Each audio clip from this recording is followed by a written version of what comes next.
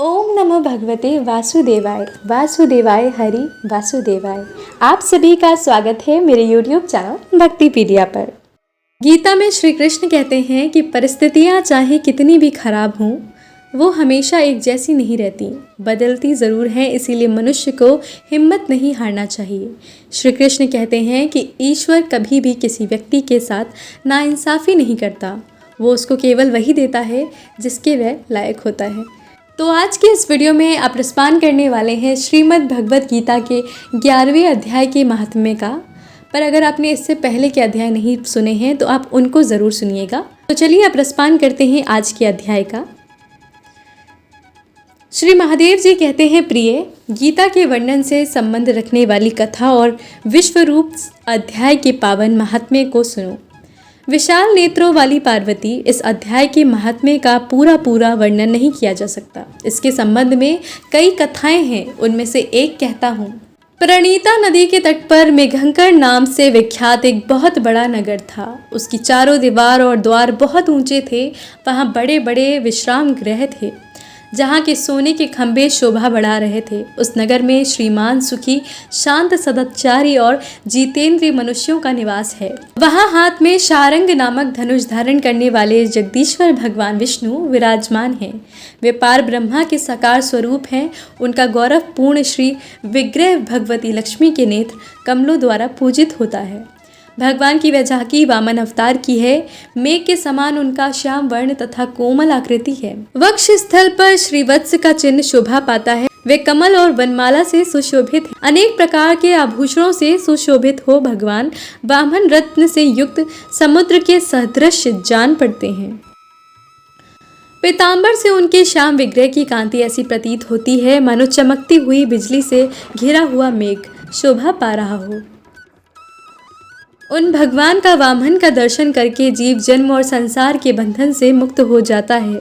उस नगर में मेखला नामक महान तीर्थ है जिसमें स्नान करके मनुष्य शाश्वत वैकुंठ धाम को प्राप्त होता है। वहाँ जगत के स्वामी, करुणा के सागर भगवान नरसिंह का दर्शन करने से मनुष्य के 7 जन्मों के किए हुए घोर पाप से छुटकारा पा जाता है। जो मनुष्य मेखला में गणेश जी का दर्शन करता है वह सदा दुस्तर विघ्नों से पार हो जाता है। उसी मेघकर नगर में एक श्रेष्ठ ब्राह्मण थे जो ब्रह्मचर्य परायण, ममता और अहंकार से रहित, वेद शास्त्रों में प्रवीण, जितेंद्रिय और भगवान वासुदेव के शरणागत थे। उनका नाम सुनंदन था। प्रिय, वे शारंग धनुष धारण करने वाले भगवान के पास गीता के 11वें अध्याय विश्वरूप दर्शन का पाठ किया करते थे। उस अध्याय के प्रभाव से उन्हें ब्रह्म ज्ञान की प्राप्ति हो गई। परमानंद संधों से पूर्ण उत्तम ज्ञानमयी समाधि के द्वारा इंद्रियों के अंतर्मुख हो जाने के कारण वे निश्चल स्थिति को प्राप्त हो गए थे और सदा जीवन मुक्त योगी की स्थिति में रहते थे। एक समय जब बृहस्पति सिंह राशि पर स्थित थे, महायोगी सुनंद ने गोदावरी तीर्थ की यात्रा आरंभ की। वे कर्मशा, विरज तीर्थ, तारा तीर्थ, कपिला संगम, अष्ट तीर्थ, कपिला द्वार, नरसिंह वन, अंबिकापुरी और करस्थानपुर आदि क्षेत्रों में स्नान और दर्शन करते हुए विवाद मंडप नामक नगर में आए। वहां उन्होंने प्रत्येक घर में जाकर अपने ठहरने के लिए स्थान मांगा, परंतु कहीं भी उन्हें स्थान नहीं मिला। अंत में गांव के मुखिया ने उन्हें बहुत बड़ी धर्मशाला दिखा दी। ब्राह्मण ने साथियों सहित उसके भीतर जाकर रात में निवास किया। सवेरा होने पर उन्होंने अपने को धर्मशाला के बाहर पाया, किंतु उनकी और साथी नहीं दिखाई दिए। वे उन्हें खोजने के लिए चले। इतने में ही मुखिया से उनकी भेंट हो गई। मुखिया ने कहा, मुनिश्रेष्ठ, तुम सब प्रकार से दीर्घायु जान पड़ते हो। सौभाग्यशाली तथा पुण्यवान पुरुषों में तुम सबसे पवित्र हो। तुम्हारे साथी कहाँ गए? कैसे इस भवन से बाहर हुए? इसका पता लगाओ। मैं तुम्हारे सामने इतना ही कह सकता हूँ कि तुम्हारे जैसा तपस्वी मुझे दूसरा कोई नहीं दिखाई देता। विप्रवर, तुम्हें किस महामंत्र का ज्ञान है? किस विद्या का आश्रय लेते हो तथा किस देवता की दया से तुम्हें अलौकिक शक्ति प्राप्त हो गई है? ब्राह्मण देव, कृपया करके इस गांव में रहो, मैं तुम्हारी सब प्रकार से सेवा करूंगा। ये कहकर मुखिया ने मुनीश्वर सुनंद को अपने गांव में ठहरा लिया।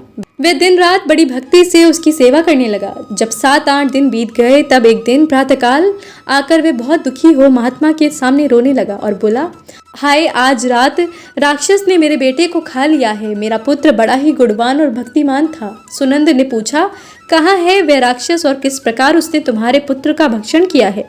मुखिया बोला, ब्राह्मण देव, इस नगर में एक भयंकर नरभक्षी राक्षस रहता है। वह प्रतिदिन आकर इस नगर में मनुष्यों को खा लिया करता है। तब एक दिन समस्त नगरवासियों ने मिलकर उससे प्रार्थना की, राक्षस तुम हम सब लोगों की रक्षा करो, हम तुम्हारे लिए भोजन की व्यवस्था किए देते हैं। यहाँ बाहर के जो पथिक रात में आकर नींद लेंगे उनको खा जाना। इस प्रकार नागरिक मनुष्यों ने गांव के मुझ मुखिया द्वारा इस धर्मशाला में भेजे हुए पथिकों को ही राक्षस का आहार निश्चित किया। अपने प्राणों की रक्षा करने के लिए उन्हें ऐसा करना पड़ा। आप भी अन्य राहगीरों के साथ इस घर में आकर सोए थे, किंतु राक्षस ने उन सबको तो खा लिया, केवल तुम्हें छोड़ दिया। हे ब्राह्मण श्रेष्ठ, तुम में ऐसा क्या प्रभाव है, इस बात को तुम ही जानते हो। इस समय मेरे पुत्र का मित्र आया था, किंतु मैं उसे पहचान न सका। वह मेरे पुत्र को बहुत ही प्रिय था, किंतु अन्य राहगीरों के साथ उसे भी मैंने उसी धर्मशाला में भेज दिया। मेरे पुत्र ने जब सुना कि मेरा मित्र भी उसमें प्रवेश कर गया है, तब वह उसे वहां से ले जाने के लिए गया, परंतु राक्षस ने उसे भी खा लिया। आज सवेरे मैंने दुखी होकर उस पिशाच से पूछा, ओ दुष्टात्मन, तूने रात में मेरे पुत्र को भी खा लिया। तेरे पेट में पड़ा हुआ मेरा पुत्र जिससे जीवित हो सके, ऐसा कोई यदि उपाय हो तो बताओ। राक्षस ने कहा, मुखिया, धर्मशाला के भीतर घुसे हुए तुम्हारे पुत्र को न जानने के कारण मैंने भक्षण किया है। अन्य पथिकों के साथ तुम्हारा पुत्र भी अनजाने में मेरा ग्रास बन गया है। वह मेरे उदर में जिस प्रकार जीवित और रक्षित रह सकता है, वह उपाय स्वयं विधाता ने ही कर दिया है। जो ब्राह्मण सदा गीता के 11वें अध्याय का पाठ करता है, उसके प्रभाव से मेरी मुक्ति होगी और मरे हुओं को पुनः जीवन प्राप्त होगा। यहाँ कोई ब्राह्मण रहते हैं जिनको मैंने एक दिन धर्मशाला से बाहर कर दिया था। वे निरंतर गीता के 11वें अध्याय का जप किया करते हैं। इस अध्याय के मंत्र से 7 बार अभिमंत्रित करके यदि वह मेरे ऊपर जल का छींटा दे दे, निसंदेह मेरा शाप से उद्धार हो जाएगा। इस प्रकार उस राक्षस का संदेश पाकर मैं तुम्हारे निकट आया हूँ। ग्रामपाल बोला, हे ब्राह्मण, पहले इस गांव में कोई किसान ब्राह्मण रहता था। एक दिन वह अगहनी के खेत की क्यारियों की रक्षा करने में लगा था।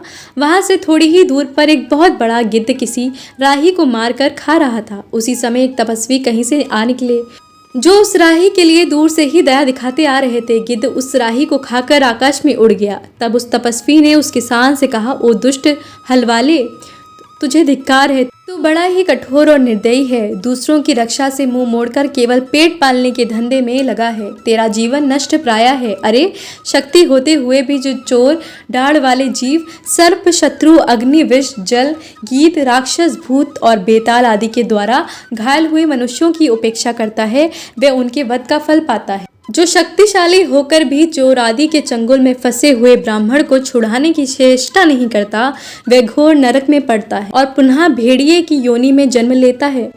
जो वन में मारे जाते हुए तथा गिद्ध और व्याघ्र की दृष्टि से पड़े हुए जीव की रक्षा के लिए छोड़ो छोड़ो की पुकार करता है, वह परम गति को प्राप्त होता है। जो मनुष्य गौओं की रक्षा के लिए व्याघ्र, भील तथा दुष्ट राजाओं के हाथ से मारे जाते हैं, वे भगवान विष्णु के परम पद को प्राप्त होते हैं, जो योगियों के लिए दुर्लभ है। सहस्त्र अश्वमेघ और 100 वाजपेयी यज्ञ मिलकर शरणागत रक्षा की 16वीं कला के बराबर भी नहीं हो सकते। दीन तथा भयभीत जीव की उपेक्षा करने से पुण्यवान पुरुष भी समय आने पर कुंभीपाक नामक नरक में पकाया जाता है। तूने दुष्ट गिद्ध के द्वारा खाए जाते हुए राही को देखकर उसे बचाने में समर्थ होते हुए भी जो उसकी रक्षा नहीं की, इससे तू निर्दयी जान पड़ता है, अतः तू राक्षस हो जा। हलवाहा बोला, महात्मन, मैं यहाँ उपस्थित अवश्य था, किंतु मेरे नेत्र बहुत देर से खेत की रक्षा में लगे थे, अतः पास होने पर भी गिद्ध के द्वारा मारे जाते हुए इस मनुष्य को मैं नहीं देख सका, अतः मुझ दीन पर आपको अनुग्रह करना चाहिए।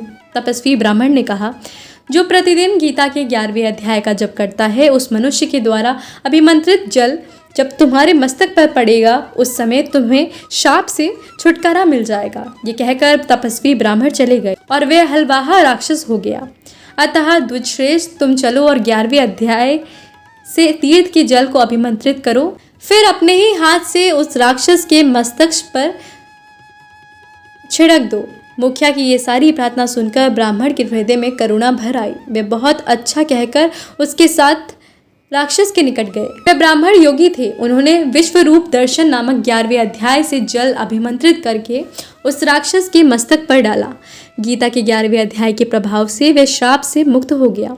उसने राक्षस देह का परित्याग करके चतुर्भुज धारण कर लिया तथा उसने जिन सहस्त्रों प्राणियों का भक्षण किया था वह भी शंख, चक्र और गदा धारण किए हुए चतुर्भुज रूप हो गए। तत्पश्चात वे सभी विमान पर सवार हुए।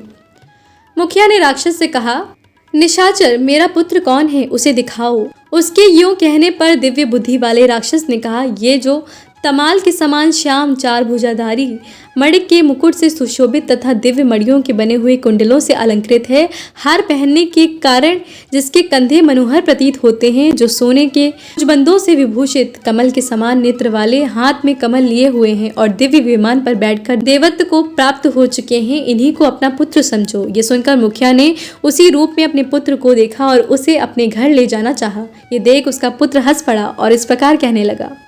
पुत्र बोला, मुखिया, कई बार तुम भी मेरे पुत्र बन चुके हो। पहले मैं तुम्हारा पुत्र था, किंतु अब देवता हो गया हूँ। इन ब्राह्मण देवता के प्रसाद से वैकुंठ धाम को जाऊंगा। देखो, ये निशाचर भी चतुर्भुज रूप को प्राप्त हो गया है।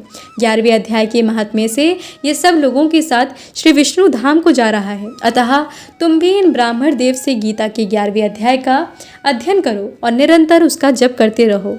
इसमें संदेह नहीं है कि तुम्हारी भी ऐसी ही उत्तम गति होगी।